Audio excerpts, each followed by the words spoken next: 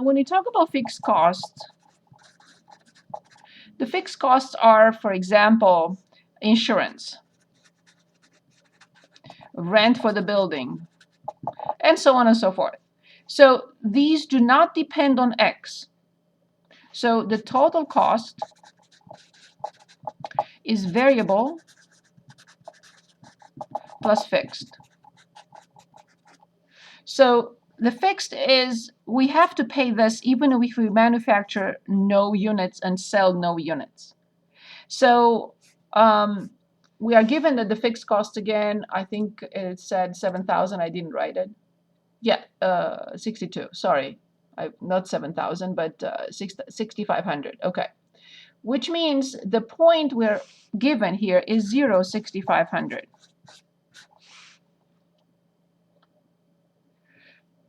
So this is given to us in order to or help us determine the constant C.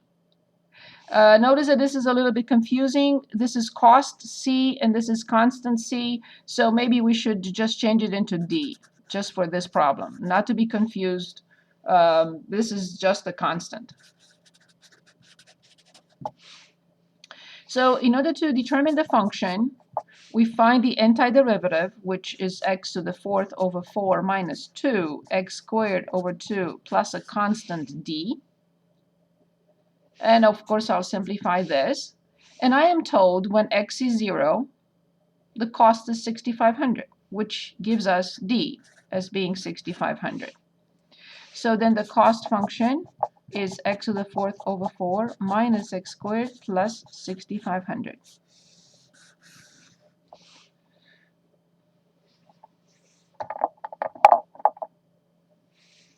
Is this okay?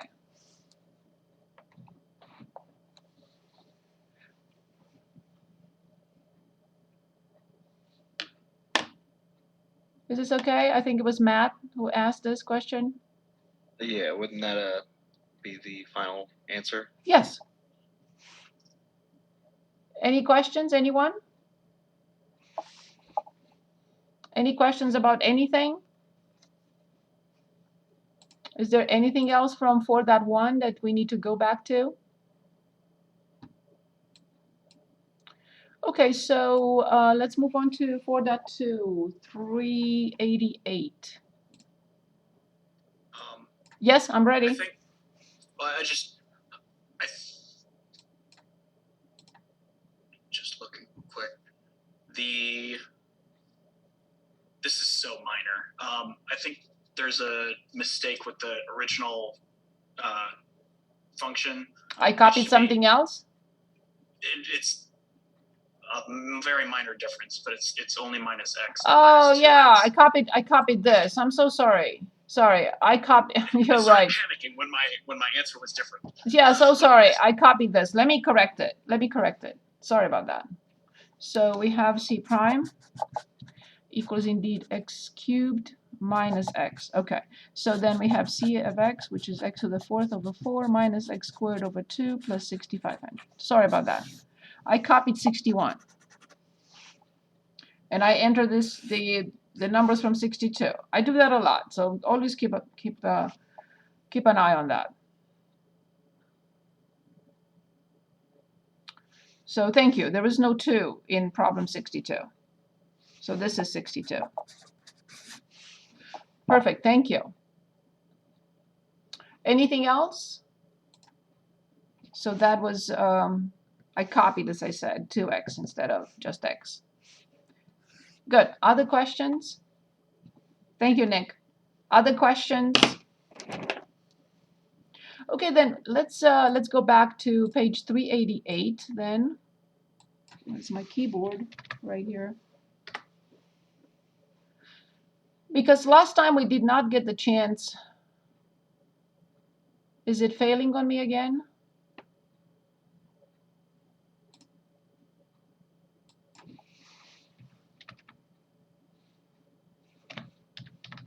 Okay, no. The number lock was, okay. So again, careful with this. As you see, problem 9 here has no, it's total profit from marginal profit, and they give us the cost. It's either the profit, it should have been P, or it's the total cost from marginal cost. We don't know. So we send them a lot of corrections on the book. So we hope that it was corrected. All those were corrected. Okay, so we're trying to, if we want to practice the summation notation or sigma notation, the same thing, we can do those. We definitely have to practice something with finding the limit of the Riemann, finding an approximate area. So let me know what you would like to start with. Any preference?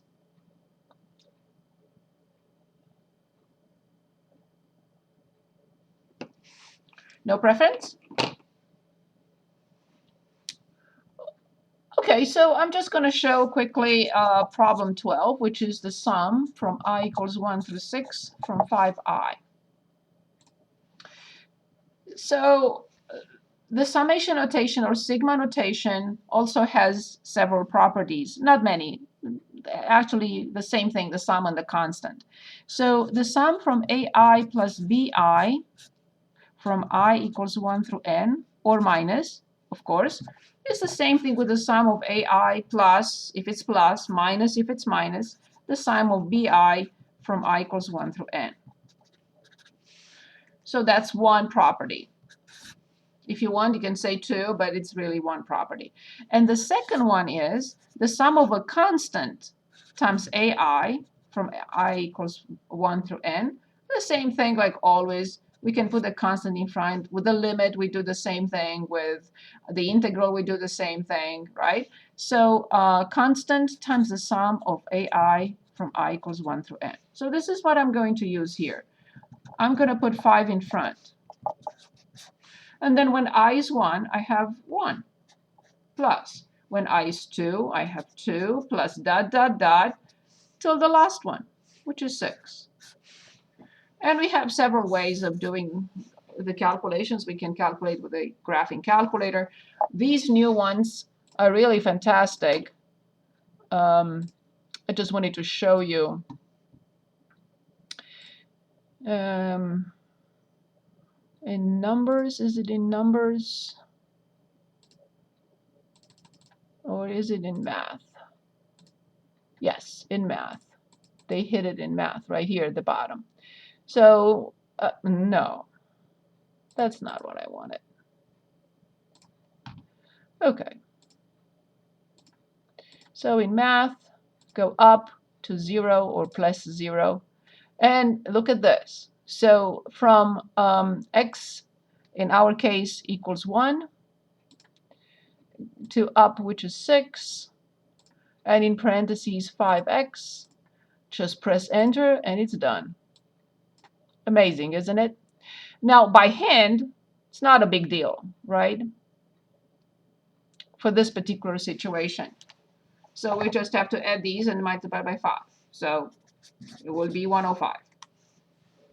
No problem. But it's not all calculators, just the new versions of 84 have this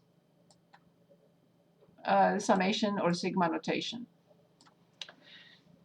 Okay, let's go back. Good. Would you like to choose anything else, or is this okay from the summation notation? Anyone? So I had a TI 83. How would we be able to do that at one like an 83 or a version that can't do the sigma? It's a little bit more involving. You have to use the catalog, and you have to write the sum of the sequence. So second in catalog, how do I go to sum? I think I do this. I want S. Where is S? I can't see. I can't see. Where is S? Right here. Let's see if it jumps to S. No, it doesn't jump to S. Okay, because I don't want to scroll. Let me just press here. Yeah, okay, it does it. So we have to select the sum first.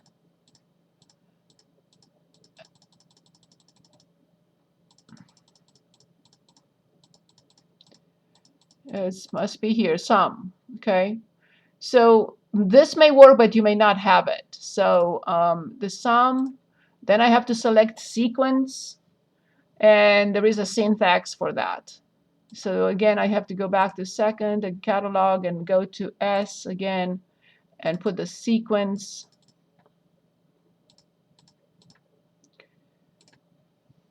And I think it's, have to think about the syntax. I haven't used it in a long time. Some of the sequence, the first could be from, I don't remember if I put the function first. I can give it a try. So from 1 to 6, and it's for x, and now the function is 5x. Let's see if it's enough for this. I don't know if for this calculator this will be enough. We'll see if it gives us 105. No, it didn't like it. It's missing something.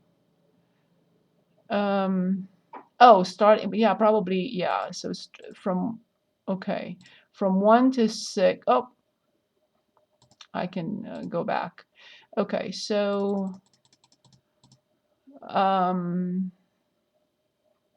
want to insert another one. I think the syntax is asking us to start with from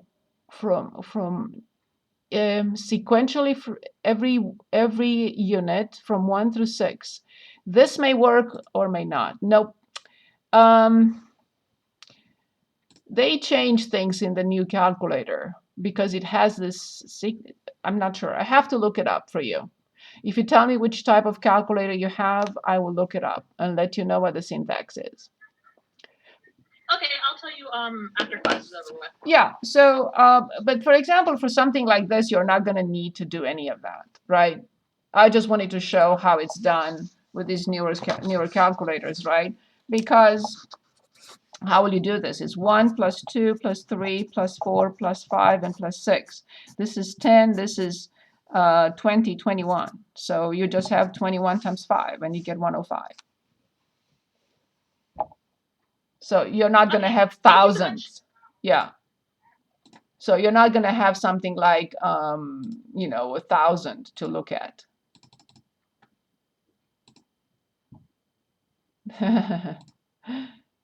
You're not going to have, a complicated situation in which you have a lot of computations, right?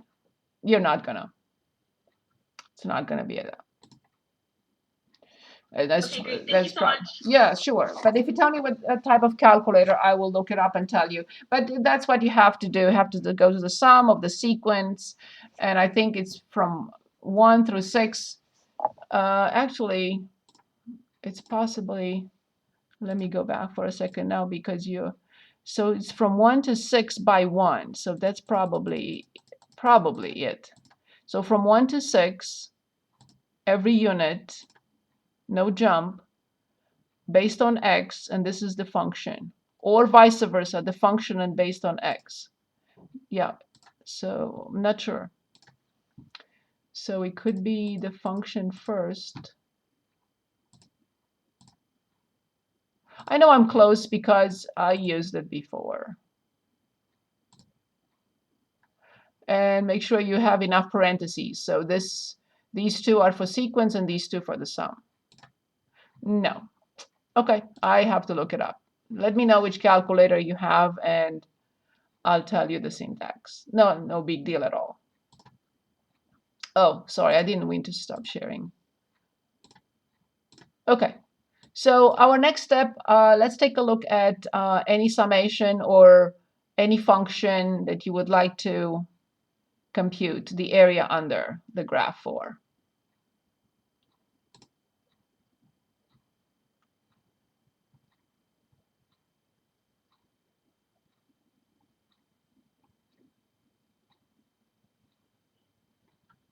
No preference? Let's make one up. Let's make one up. We had a very simple one last time, which was x squared. So if you remember, I chose a very simple function to explain the process, and the interval was 0, 2. We can make one up, or you can give me one. So we can illustrate, let's say, with 4 subintervals. Unless you want to skip this and everyone understands how to do it, it's fine. Do we want to look at an example? Yeah, can we do number 18? Yes, let's take a look at 18. This one. Okay, it's the same function, but that's fine. That's an easy one. Okay, so f of x equals x squared plus 1, and the interval is 0, 5. Good. Okay, and they are indicating to us, based on the graph, they're asking us to use the leftmost point. How do I know? Because I look at the first rectangle and the height is on the left. I look at the next rectangle and the height is on the left, and so on and so forth. So 1, 2, 3, 4, 5 rectangles. So n equals 5. I already know that the base of each rectangle is 1. So then delta x is 1. Good. So then the area is not exact, is approximately, right? With this is leftmost point, and 5 subintervals. So this will be delta x in front, 1, and back to the graph, just for us to see. So then the height is f of 0, so f of 0 plus f of 1 plus f of 2 plus f of 3 plus f of 4. That's it. F of 2 plus f of 3 plus f of 4. Okay, so now all we have to do is just calculate these 4 values, add them up, and that will be the approximate area using 5 rectangles and the leftmost point for the height of each rectangle. So f of 0, so now here I can write equal symbol, but not here. Okay, so f of 0 will be 1. There is no need to write this again, it's just 1. So f of 0 is 1, f of 1 is 2, f of 2, 4 plus 1, f of 3, 9 plus 1, and f of 4, 16 plus 1. So when I add, this is 20 and this is 35.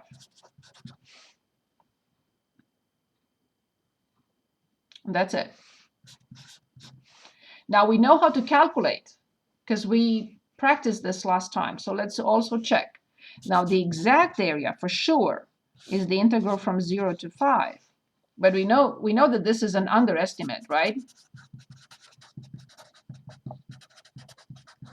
How do I know it's an underestimate? Let's look at the graph. See, these holes are not accounted for. These pieces are missing. So definitely the area that we calculated as 35 is an underestimate of the exact area. Okay, so the integral from 0 to 5 from x squared plus 1 dx. Now can anyone give us the antiderivative of this? And then we will evaluate it from 0 to 5. And of course, we're not going to get that. It has to be a number greater than 35. I don't know what it is. We just picked the problem. So, can anyone give us the antiderivative of x squared plus 1? Is it X cubed, okay.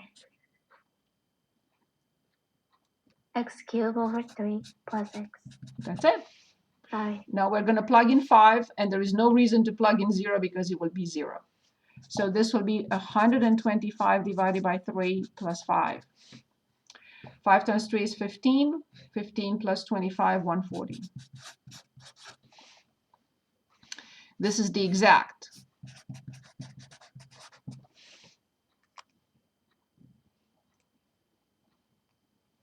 Good. Moving on to other types of problems. Is this okay? I know there is a part B. Let's take a look. Part B is probably asking us to use many more rectangles. Okay, so there is no need. I'm not testing endurance. This is endurance now. Okay, so now they want how many? 2, 4, 6, 8, 10 subintervals. Yes, of course, this area is going to be closer to the exact area. Absolutely, guaranteed. But there is no need to repeat with many more. Okay, so let's look at other situations here. Yes, we can always approximate this area. But by the way, why are we even interested in the area?